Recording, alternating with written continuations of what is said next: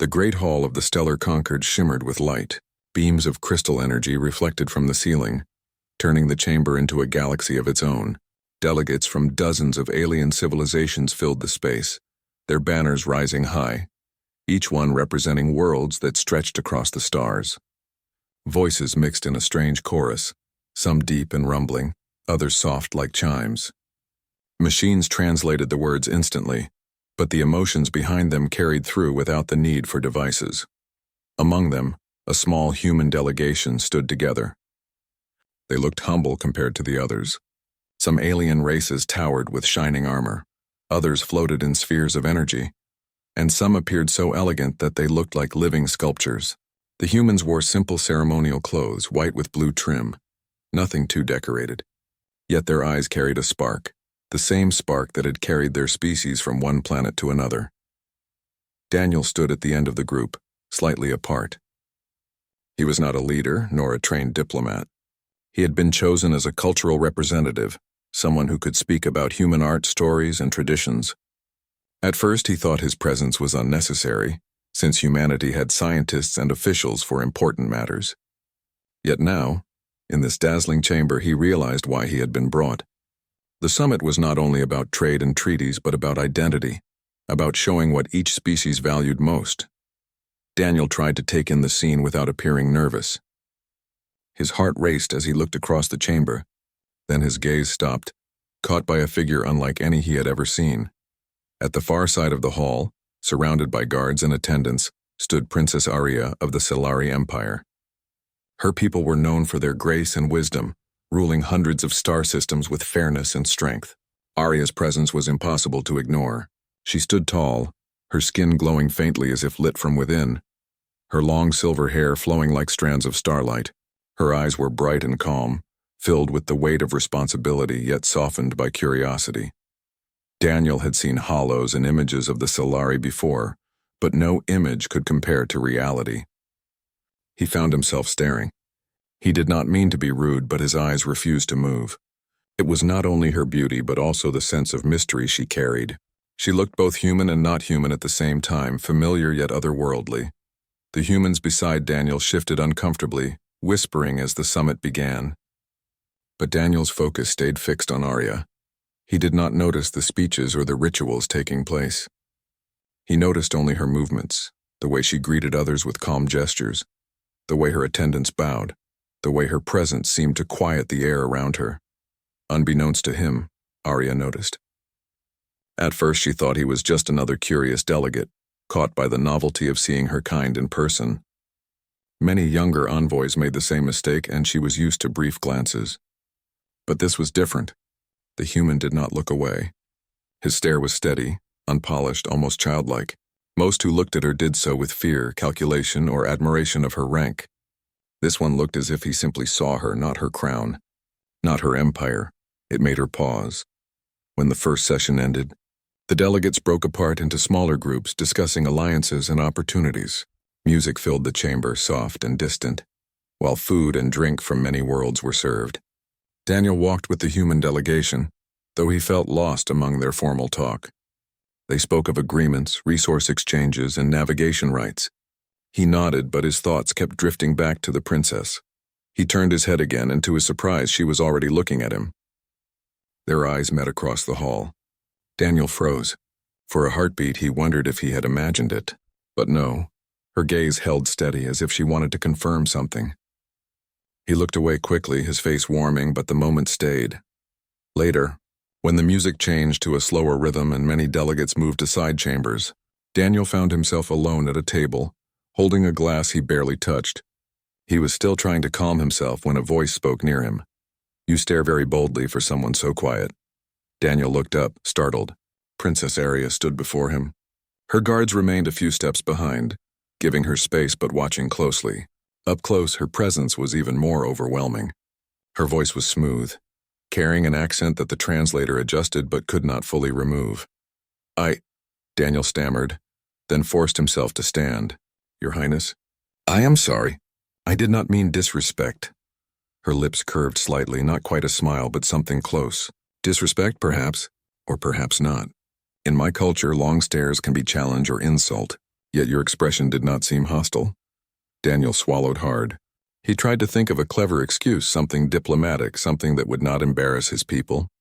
But when he looked into her eyes, all the words that came to mind felt false. She waited patiently, her gaze steady, expecting an answer. Finally, Daniel spoke the only truth he could.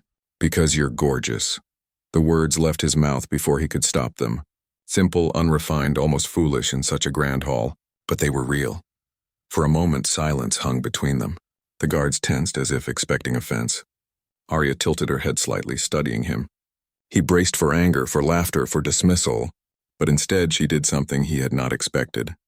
She laughed. Not a loud laugh, but a soft one, like a gentle breeze moving through glass. Gorgeous, she repeated, testing the human word as if tasting it. A simple answer. No title, no poetry, no calculation. You stare because you find me beautiful. Daniel nodded, his face burning. Yes, that's the truth. Her eyes softened. She leaned closer, her voice lowering so only he could hear. Do you know how rare that is here? Every day I hear speeches filled with crafted words. Every day I am told of my importance, my duty, my power. Rarely does anyone speak to me as if I were simply a person. Daniel blinked. He had no idea what to say. Arya straightened again, her silver hair catching the light. You are bold, human. Bold and strange. I will remember this answer. And with that she turned and walked away, her guards following. The hall soon swallowed her presence, but Daniel stood frozen, still feeling the echo of her words. That night, back in the human quarters, Daniel replayed the moment over and over. He worried he had shamed his people with his clumsy honesty. Yet another part of him felt something different. He felt that in a hall filled with endless power and formality, he had spoken a truth that no one else dared. Far away, in her private chamber, Princess Arya also replayed the moment. She had heard countless declarations in her life, each wrapped in elegance and duty. Yet none of them lingered in her mind like the plain words of the human. For the first time in years, she wondered not about politics or treaties, but about a single pair of eyes that had looked at her without fear. The summit had only begun, but something unusual had already taken root, something no one could predict. The stellar concord continued its great summit through the following days. Every morning the chambers filled with light, banners waved, and voices of many species carried across the hall. Speeches, debates, and negotiations filled the time. Some races argued for stronger trade routes, others demanded fairer treaties. Every discussion seemed layered with hidden meanings and political strategies. For the human delegation, it was a chance to prove their worth. Humanity was still new among the stars compared to ancient empires. They had fewer colonies, smaller fleets, and less influence. Many alien races respected them for their creativity, while others dismissed them as reckless dreamers who advanced too quickly. Daniel sat through the sessions, listening but rarely speaking. His role was not to argue or to plan trade agreements, but to represent culture and art.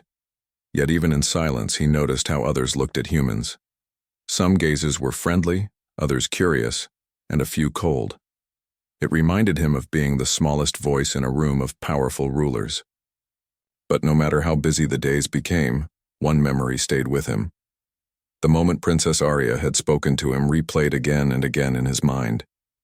He could not forget her question, nor his own clumsy but honest answer. He worried she might laugh at him in private or consider his words foolish. Yet there was something in her eyes that told him otherwise. On the second evening of the summit, a grand reception was held in the gardens of the Concord Station. The gardens were famous, a place where plants from across the galaxy grew together. Crystal pathways wound between glowing trees, and streams of water flowed with soft light. Delegates walked in pairs or small groups, speaking quietly under the stars. Daniel wandered along the paths, trying to enjoy the calm.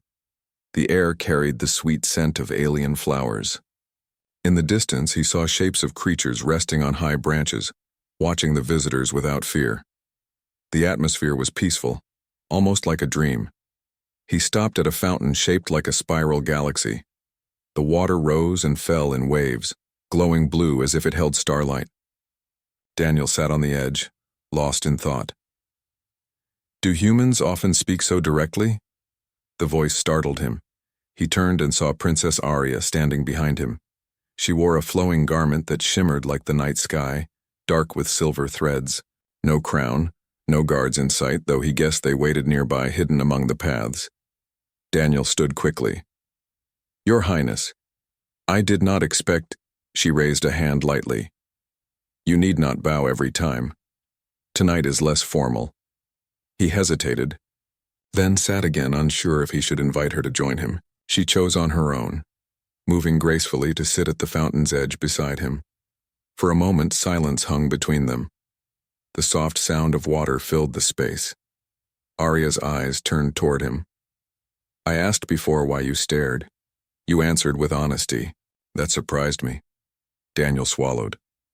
"Was it wrong?" She shook her head gently. "Not wrong. Rare. Most who look at me see my title first. They prepare careful words, polished compliments, or strategic remarks. You spoke without hesitation. You simply said what you thought." He looked down at the glowing water. "I thought it was foolish. I worried I embarrassed my people." Arya studied his face. "Perhaps some would call it foolish. Yet I find it refreshing. Do you know what it is like to live with endless expectations? Every gesture measured, every word weighed. Rarely does anyone allow me to feel ordinary." Daniel raised his eyes. "You don't seem ordinary at all." That made her laugh softly. "No, I suppose not. But sometimes even one who carries a crown wishes to be seen as more than a crown. Do you understand?" Daniel thought about it. Back on Earth, he had often felt overlooked in groups of greater voices. People listened more to leaders or experts, while quieter ones were ignored. In that way, he could understand her. Everyone wanted to be seen for who they were, not only for the role they played. "I think I do," he said. "You want someone to see you as Arya, not just as Princess Arya of the Solari Empire." Her eyes brightened at the sound of her name spoken so simply. Few dared to say it without her title. "Yes," she said softly. "Exactly." The fountain shimmered between them, and for a moment the vastness of the summit seemed far away. They sat as two people rather than two representatives of different species. Arya asked him about Earth. She wanted to know what humans valued outside of politics.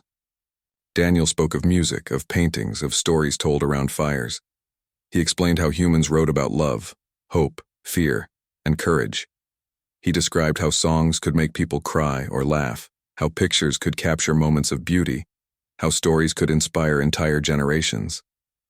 She listened with curiosity, tilting her head slightly at each new detail. "Your people place such meaning in emotions," she said. "Many races see emotions as weakness, yet you celebrate them." Daniel smiled faintly. "Emotions are what remind us we are alive. Machines can calculate, ships can travel, but only people can feel wonder when they see a sunrise. That's what keeps us moving forward." Arya considered his words carefully. "Perhaps that is what makes humans difficult to predict. You act not only for logic, but for feelings. It is something my people struggle to understand." Their conversation stretched as the night deepened. Around them, the gardens glowed softly, and the sound of other delegates drifted faintly through the air. But for Daniel and Arya, time seemed slower, shaped only by the rhythm of their words. Finally, she rose. "I must return soon," she said. "But before I go, I will ask again. When you look at me, do you still think the same as before?" Daniel felt his heart pound. He could not lie. "Yes, I do." She studied him for a long moment, then gave a quiet nod. "Then perhaps your people are not as simple as others believe. You see value where others overlook it." She turned and walked down the path, her silver hair catching the light. For the second time, Daniel watched her leave, feeling both humbled and uncertain. When he returned to his quarters, the other humans asked why he had been gone so long. He only said he had enjoyed the gardens. Yet deep inside, he knew something had begun. He had not only spoken with a princess, but had shared something no treaty could capture. Truth. And far across the station, In her private chamber, Arya removed the silver garment and looked into a mirror of crystal. Her attendants spoke of schedules and duties, but her mind wandered. She thought of the human with honest eyes who spoke of music and feelings. She thought of how rare it was to be spoken to without caution. For the first time in many years, she felt curiosity not about an empire, but about a single person. The summit would continue, but both Daniel and Arya now carried a new question in their hearts. What would come of this strange connection between a human and a princess from among the stars? The days of the Stellar Concord Summit passed quickly, yet each one seemed longer for Daniel. Every morning, new debates filled the Great Hall. Delegates argued about star lanes, alliances, and resources. Some voices demanded stricter laws. Others asked for freedom of trade. The air was always heavy with politics, but Daniel's attention often drifted elsewhere. His mind returned to the garden conversation with Princess Arya. Her questions, her interest in Earth, her calm but searching eyes, all of it stayed with him. He wondered if she thought of it too, or if to her it had been just a moment of curiosity. To his surprise, Arya did think of it often. She found herself glancing at the human delegation during sessions, seeking Daniel among them. When he noticed her gaze, he quickly looked down, shy but sincere. It made her wonder more about him and his people.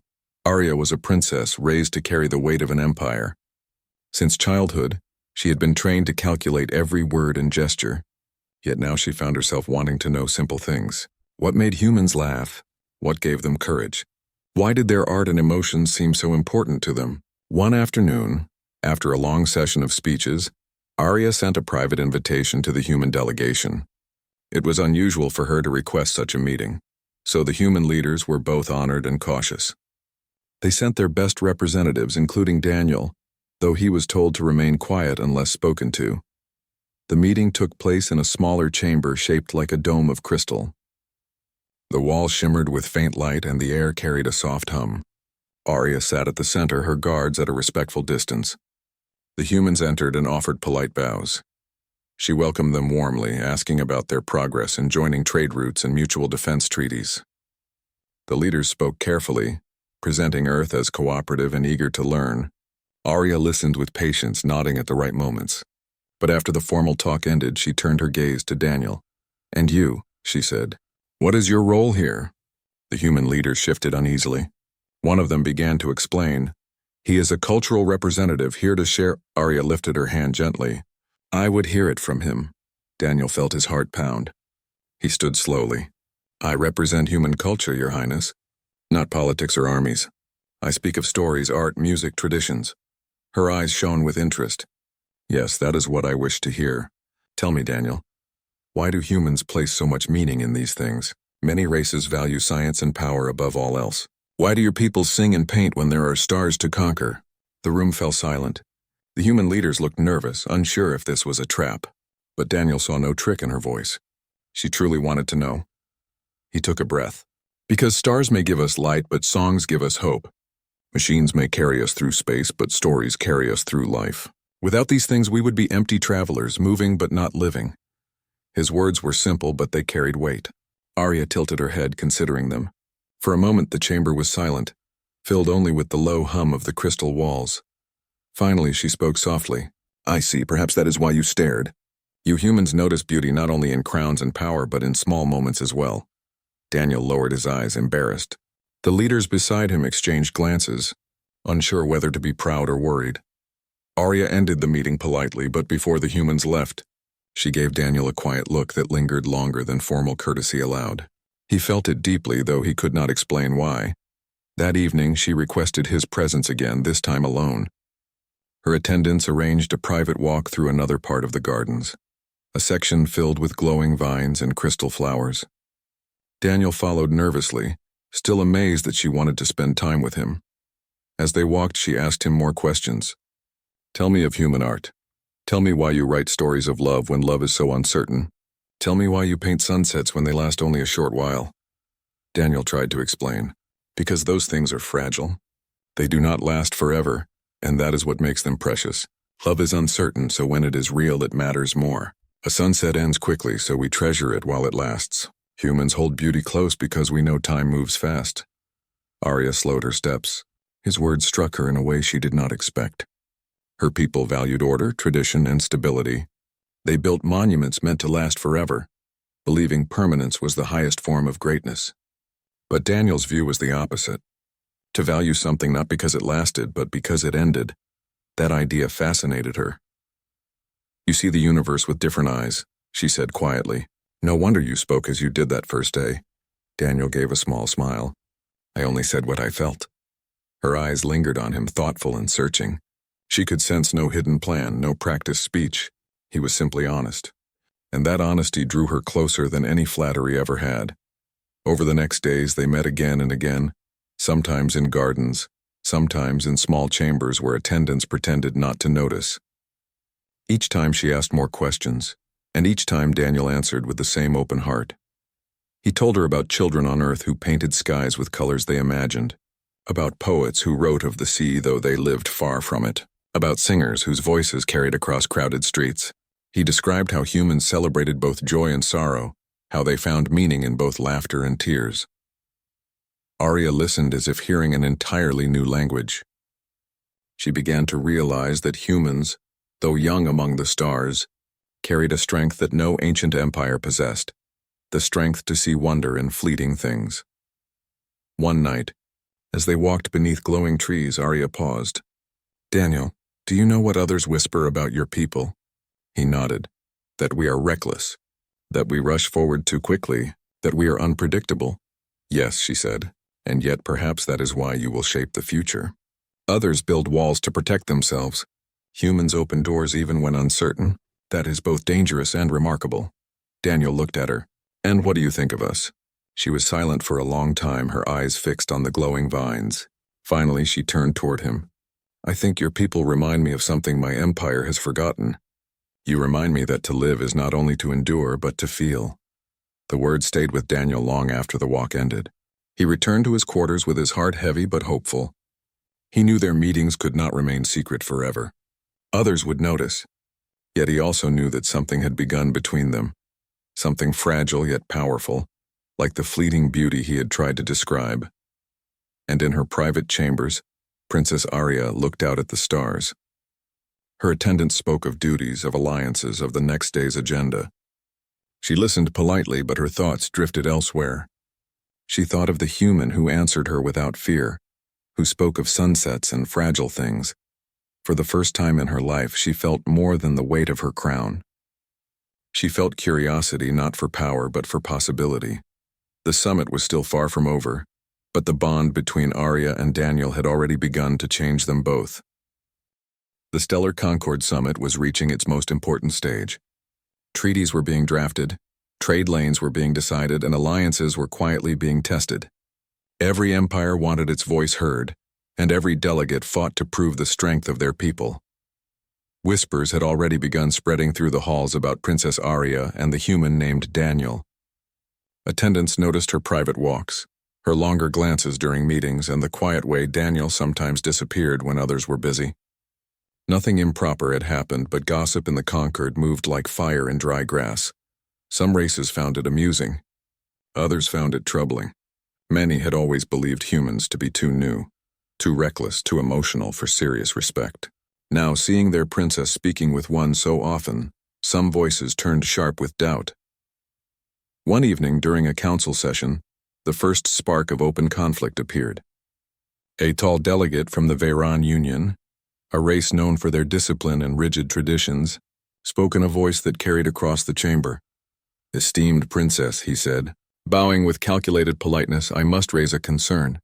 We hear that the Solari Empire gives much attention to the human delegation. Forgive my boldness, but are the humans truly worthy of such focus? They bring no vast fleets, no long history, no great wonders. They bring only words of art and feeling. Such things are fragile, such things fade." The chamber grew quiet. Some nodded in agreement. Others shifted uncomfortably. The human leaders stiffened, but before they could speak, Arya herself answered. "Fragile things are not without value," she said calmly. "Sometimes what is fragile shines brighter than what lasts forever." The words surprised the chamber. They were not the usual style of her people, who always spoke of stability and endurance. Daniel, sitting with the humans, felt his heart pound. Her words echoed what he had told her in the gardens. The Veyron delegate frowned. Perhaps, Princess. Yet words are easy. Can the humans prove that their fragile beauty has true strength? Murmurs filled the hall. Other delegates leaned forward, curious to see what would happen next. The human leaders exchanged worried glances. Humanity had fought hard to gain even a small seat in the Concord, and now their worth was being questioned in front of everyone. The High Speaker of the summit, an elder from the Zorathi collective, raised her voice. The challenge is fair. If the humans are to be respected, let them show what makes them unique. Not with warships, not with trade, but with what they claim as their strength, it was decided. A trial would be held the next evening. Each delegation would present something that represented the essence of their people. The humans would have only one chance to show why they belonged among the stars. That night, the human leaders argued in private chambers. Some wanted to show their small fleet's speed and design. Others thought of presenting advanced medicine or scientific models. But Daniel, who had sat silently at the edge of the room, finally spoke. If we try to match them with machines or numbers, we will fail, he said. We do not have fleets like the Veyron or monuments like the Solari. What we have is different. We must show them who we are, not who we are trying to copy. The room fell quiet. One of the leaders asked, "And how do you propose we do that?" Daniel hesitated, then answered, "Through song." The leaders blinked. Some shook their heads. A song? That is childish, but Daniel stood firm. It is not childish. It is human. Music is one of the oldest ways we have shared feelings. It carries what words alone cannot. If we want to show them our truth, we must dare to give them something real. After long debate and with no better idea, the leaders agreed reluctantly. Daniel would be allowed to present humanity's trial. The next evening, the chamber was prepared. Delegates filled the seats, curious to see what humans could possibly offer. Many expected disappointment. Some even smiled faintly, waiting for the humans to embarrass themselves. Princess Arya sat at the front, her expression calm but her heart unsettled. She knew Daniel would be the one to stand. She had heard his honesty before, but this was different. This was not a private walk in the gardens. This was a stage before the eyes of the galaxy. When the moment came, Daniel walked slowly to the center of the chamber. His clothes were simple, white and plain, but his steps were steady. He looked around, seeing faces of every shape and color, eyes of every form, and he felt the weight of the moment. He began to speak. We are new among the stars. We are small compared to empires that have stood for ages. We do not bring vast fleets or endless wealth. What we bring is our heart. Then he lifted a small instrument he had carried from Earth, a wooden guitar. Its surface was scratched from years of use, but its strings glimmered under the chamber's light. Some delegates whispered in confusion. Others leaned closer, intrigued. Daniel placed his fingers on the strings and began to play. The notes rose gently, filling the vast chamber with sound unlike anything the aliens had ever heard. It was not the mechanical hum of machines, nor the structured tones of ceremonial music. It was warm, flowing, alive. The melody carried emotion, hope, longing, joy, and sorrow woven together. His voice joined the strings, soft at first, then stronger. He sang not in the alien languages of the summit, but in his own tongue, a song from Earth about love and beauty. Though many could not understand the words, they understood the feeling. The translator devices tried to follow but faltered, unable to capture the weight of every note. And yet no translation was needed. The emotions were clear. Delegates who had laughed before now sat still. Some tilted their heads, eyes widening as the music touched them in ways logic never could. Even the Veyron who had mocked humanity grew silent. Princess Arya listened with her heart racing. The sound was unlike anything she had ever known.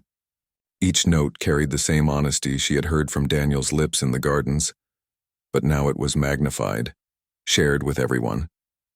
For the first time in the summit, she felt something stirred deep inside, a mix of awe and warmth.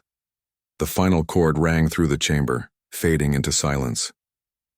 Daniel lowered the guitar and stood quietly, saying nothing more. He had given them the truth, and that was enough. The hall remained silent for a long moment. Then slowly the High Speaker rose. Her voice carried across the chamber. This is what humanity brings. Not fleets, not monuments, but something deeper. They bring the courage to feel. They bring the power to stir the heart. Such a gift is not weakness. It is strength of another kind. Murmurs spread through the chamber. Many delegates nodded in agreement.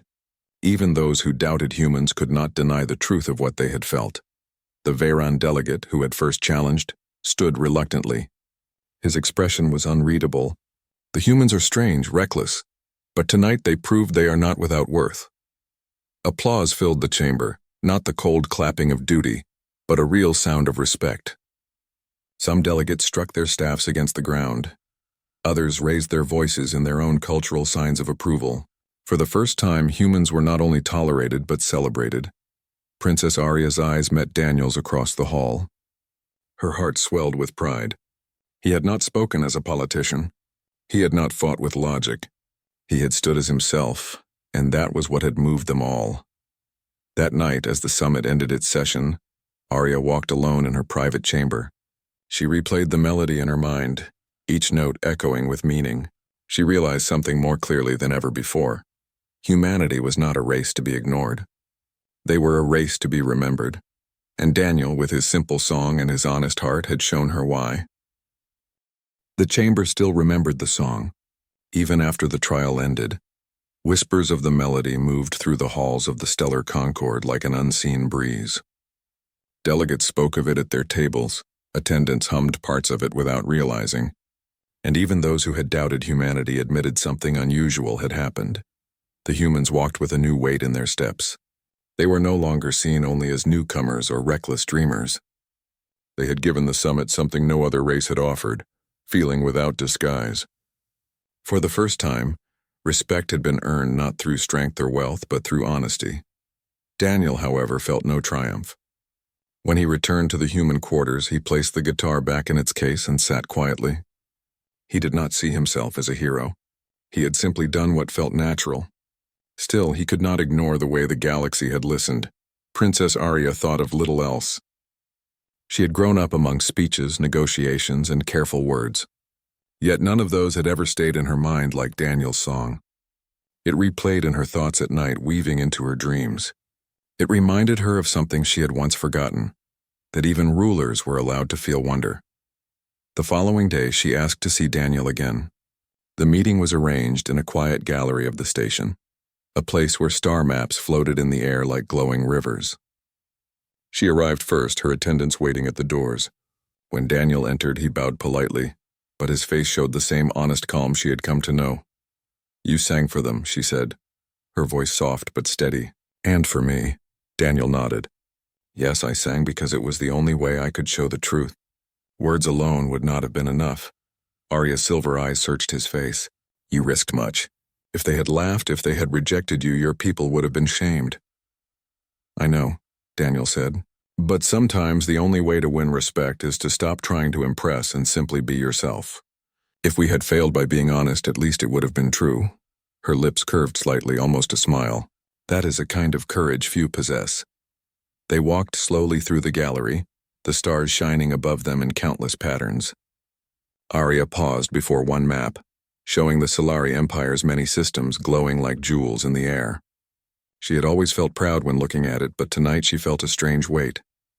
"My people measure greatness by how long something lasts," she said.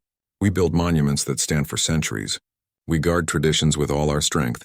But your words, your song, they reminded me that sometimes what is fleeting carries more power than what endures." Daniel looked at her. "Maybe it is not about choosing one over the other. Maybe both are important. Lasting things give us stability. Fleeting things give us meaning. Without both, life would be empty." Her eyes softened. "And perhaps that is why you stared at me that first day. Not because I was only a princess, but because you saw both. The crown that endures and the person who longs for meaning." Daniel felt his face warm. "Yes, I think that is true." They stood in silence for a while, watching the stars move slowly across the maps. Around them, the summit carried on with its noise and demands, but in that gallery the air was still. Soon the Concord announced the end of the summit. Treaties had been signed, alliances shaped, and debates settled. Humanity had won a place of greater respect, small but certain. Yet for Daniel and Arya, the end of the summit felt less like a closing and more like the beginning of something new. On the final evening, a farewell ceremony was held. Delegates exchanged promises of peace and cooperation. Great banners were lowered. Music from many worlds filled the chamber, and the Concord's hall glowed brighter than ever. The humans stood together, proud but humble. Daniel kept to the back, as he always did, though he could feel eyes turning toward him from time to time. He did not need to be in the front. The song had spoken enough for him. Across the hall, Arya wore her crown once more, shining like a star. Her expression was calm, but her gaze searched until it found Daniel. For a long moment, she simply looked at him. The memory of his answer on the first day and his song on the trial night rested in her heart. After the ceremony ended, she approached him one last time. Her guards kept their distance, though they watched closely.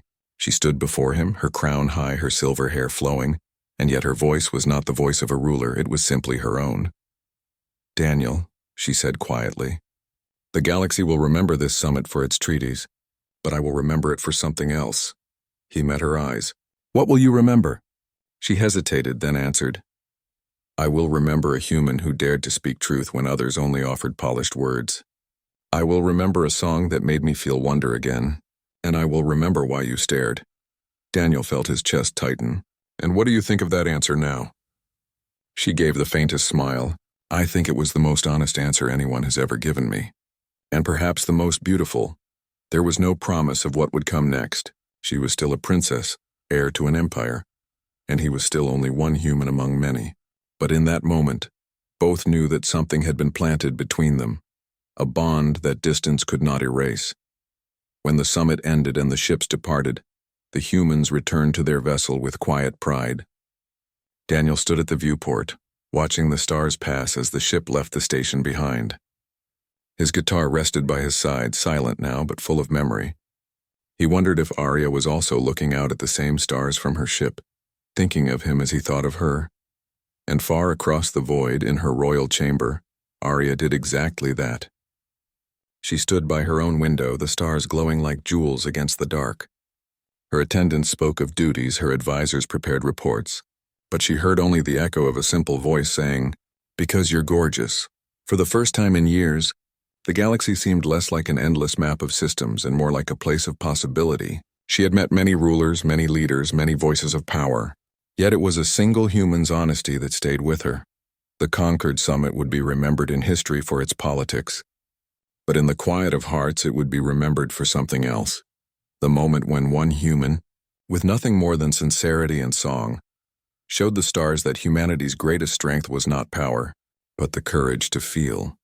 And as Arya stared into the night sky, she found herself wondering not about her empire, nor about her duties, but about the simple wonder of being seen.